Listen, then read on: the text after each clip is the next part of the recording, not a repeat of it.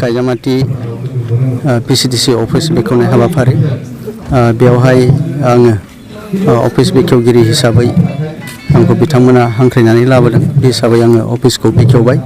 आरो लोगोसे गाहाय आलासि महरै दंफैयो आगुनि EM आरो लोगोसे जि 2003आवहाय जे भारत सरकार आसाम सरकार आरो BLTनि गेजेराव गोजोन मोनसे सुक्ति जादोंमोन बेनिनो सासे होम सेक्रेटारि बिथाराम बसुमतारी बिथाङा BPF हान्जाखौ गारनानै थांनाय नैबे BTC इलेक्सननि सिगां BTC इलेक्सननि उनावहाय जोंजों फैबाय बिथाङाबो गाहाय आलासि महरै दंफैयो आं साबायखर बावदों कायजामाटी प्राइमारि कमिटिखौ दिनै प्रमद बर'नि दैदेननायावहाय जोङो दिनै नैबे BTC गोदान सरकार UPPL सरकार जोङो दिनै दानो हानायनि उनावहाय जोंहा जे PCDC जोङो दिनै फोसावबाय आरो बे हिसाबै दिनै कायजामाटी अफिसखौ बिथांमोना फोसावनाय लोगो लोगो बिबानगिरि बिथांमोना खामानि मावनो आखायाव लाबाय आरो बे हिसाबै दिनै अफिसखौ बेखेवदों आरो बेवहाय प्राइमारि कमिटिनि गासै बिबानगिरिजों लोगोसे सरकारि गावबुरा आरो लोगोसे ओनसोलनि मेलेमजिबि आरो जोंनि UPPL हान्जानि बिबानगिरि लोगोसे गुबुन गुबुन माहारि बिथांमोनाबो गाव दंफैयो आं बिथांमोनखौ साबायखर बावदों आरो मिजिं लाखिदों दिनै अफिसखौ बेखेवनायनि गेजेरजों दिनै जि सिस्टेमावहाय जि जोंहा जि स्किमफोर फैगोन बेखौ जोंहा PCDC दिनै चेयारमेननिफ्राय लानानै जिखिनि मेम्बार्स दङ भाइस चेयारमेननिफ्राय लानानै गासै मेम्बार्स लोगोसे इन्जिनियार BDO बिथांमोनखौ लानानै प्राइमारिजों लोगोसे PCDC जि चेयारमेनजों जि हान्जा बिथांमोना बे ओनसोलनि जिखिनि गामि सुवाफोर गोलैयो बे ओनसोलनि जेंना जेंगोना आरो जिखिनि डिपार्टमेन्टेलि आरो PCDCनि गेजेरजों जिखिनि स्किमफोर फैगोन बेखौ मोजाङै रानस्रांनानै होगोन आरो थांनाय समफोरावहाय गुबुन गुबुन सरकारा बोरै मावलांदों जेखौ जोङो बुंनो थांलिया नाथाय जोंनि जि UPPL सरकार दिनै BJPजों जि एलायन्स जोङो सबका साथ सबका बिकास गासैखौबो लानानै जोङो समानै जौगाखांनाय जे जोङो सिमां आरो थांखि लानानै दिनै UPPLआ सरकार दादों आरो बेखौ मावफुंनानै होगोन आं बेखौ मिजिंथिदों थांनाय समफोरावहाय जोङो खोनादों गोबां जाख्ल'नाय गोबां थगायनाय बेफोर जालांदों आरो बेबायदिनो गोबां जि प्रजेक्ट जि स्किमफोरा ओनसोलाव मावफुंजानांगौमोन आद्रा जानानै थादों एबारनि गोदान सरकारा जाहाथे बेबायदि खालामा जोङो दिनै नोजोर होनांगोन जोंहा PCDCनि आन्डारावहाय बेसेबां जोंहा सुबा दङ बेसेबां जोंहा न'खर दङ बेसेबां गोरिब बेसेबां साख्रियाल बेसेबां आबाद मावनानै जाग्रा सोरबा फिसा बिला फालांगि मावनानै जाग्रा बेयाव थानाय सेल्फ हेल्प ग्रुपफोर बेयाव थानाय जे आनएमप्लयड जे सेंग्राफोर दा बिथांमोनखौ जोङो दिनै गोदान सरकारनि गेजेरजों जोङो सिस्टेमाव जेखिनि फैयो बे PCDCआ बे PCDCनि सिङाव गोलैनाय जिखिनि गामिनि जेंना जेंगोना जिखिनि फैनांगौ बेखौ मोजाङै रानस्रांनानै होगोन आरो बिथांमोनखौ आब्रुथि गेजेरजों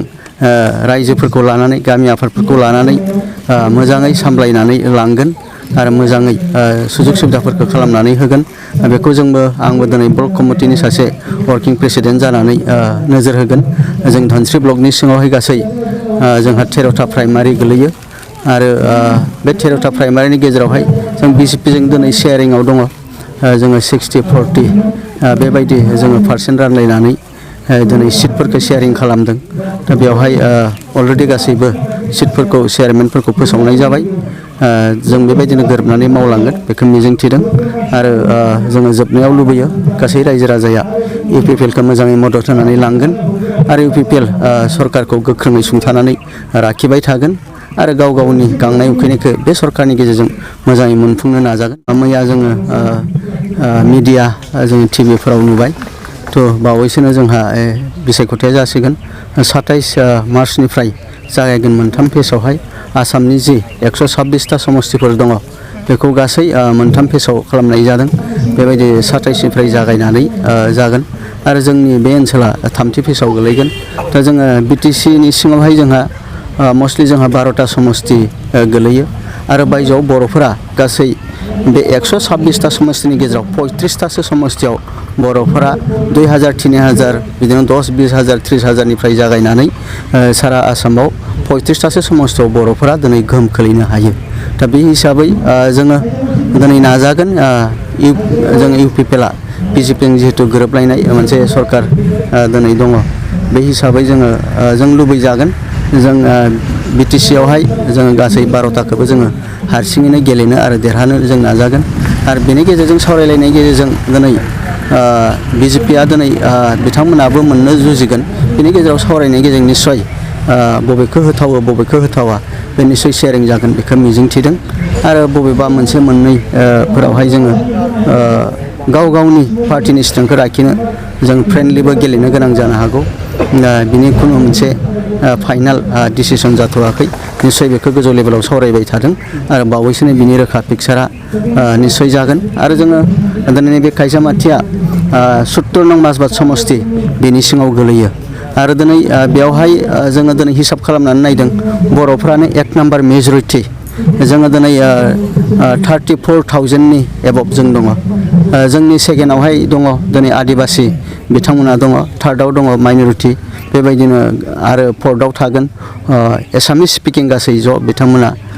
जयै फर्थआव थागोन बे हिसाबै जोङो माजबाद सिटखौ मालाबाबो जोङो आगारनो हानाय नङा खारन बे ओनसोलावहाय जोंहा गासै रायजो राजाखौ नायनांगौ खामानि मावनांगौ दङ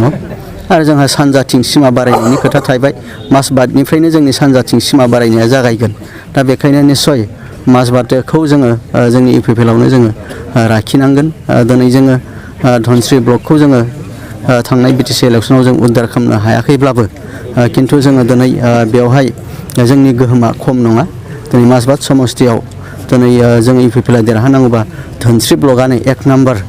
जोङो रल लानांगोन आरो लागोन आरो बेवहाय भटार हिसाबैबो जों धनस्रि ब्लकआनो बांसिन दङ दा बेवहाय 13ता प्राइमारिनि गेजेराव 10ता प्राइमारियानो माजबाद समस्तियाव गोलैयो आरो रौतायाव जोंहा 4 प्राइमारि गोलैयो बेबायदिनो 5नियावहाय जि 12ता प्राइमारि दं बेखिनिया गोलैयो जयै जों 26ता 27ता प्राइमारि दङ बेखिनियावहाय जोंहा UPPLनि दिनै गोहोम दङ जोङो जयै जोङो जुजिनानै खामानि मावनानै जों माजबादखौ जोङो देरहानानै लानांगोन आरो रायजो राजानि बे ओनसोलनि जि गेदेरथार सिमां बेखौ जोङो जाफुंहोनांगोन बिजाथिनि मुं फारिलाइखौ माबे समाव ओंखारहैगोन होननानै नोंथाङा दासिम जि बिजाथिनि जि एप्लिकेसन जि आर'ज बिलाइ बेखौ आजावबाय थानाय आं बेखौ मिन्थिदों आरो बिनि मुं फारिलाइखौ निस्सय जोंहा अबजार्भार टिम दङ क'अर्डिनेसन कमिटि दङ बिथांमोना निस्सय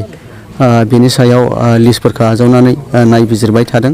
आरो बावैसो साननि गेजेराव थारिखखौ बुंथ'नो हानाय नङा बावैसो साननि गेजेरावनो बिजाथिनि मुं जि तालिका फारिलाइ बेयो निस्सय ओंखारगोन आरो मोजां बिजाथि बिथांमोनानो निस्सय ओंखारगोन आरो बिनि गेजेराव जायखौ दिनै पार्टिया मान होनानै सन्मान होनानै जोंनो हरगोन जों बिनि थाखायनो जों खामानि मावनो जेब्लायबो रेडि थेंक इउ जे पाब्लिक डेभेलपमेन्ट बे पाब्लिक डेभेलपमेन्टखौ जोङो गासैबो रायजो राजा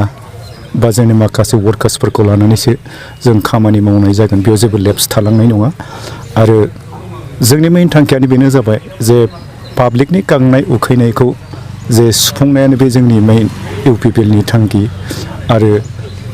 जायफ्रा मोनाखै आरो जायफ्रा मोननांगौ बेफोरखौ जों गासैबो रायजो राजा आरो मेम्बार्सफोरखौ लानानै जोङो फुरायैनो सावरायलायनाय जागोन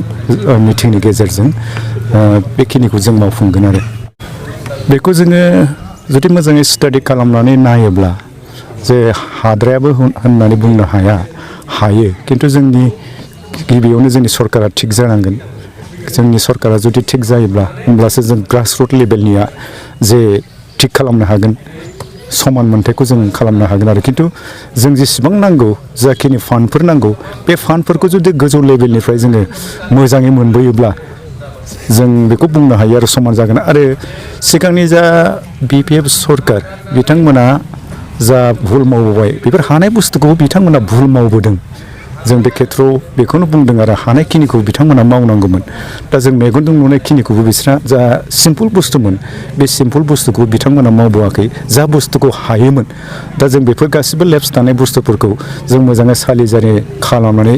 जों नायजोबगोन बेयाव जों रावखौबो पार्सियेलिटि खालामा जा मोननांगौ मोनगोन जा जानांगौ जागोन आरो जों बेयाव मोजां बा समान नोजोरजोंनो जों गासैखौबो नायजोबलांगोन आरो बेनो जोंनि थांखि जोंनि बे BCDC एलाकायावथ' सुबे हिसाबै गासै 26 दङ बेनिफ्राय रेभिनिउ हिसाबै 7टा दङ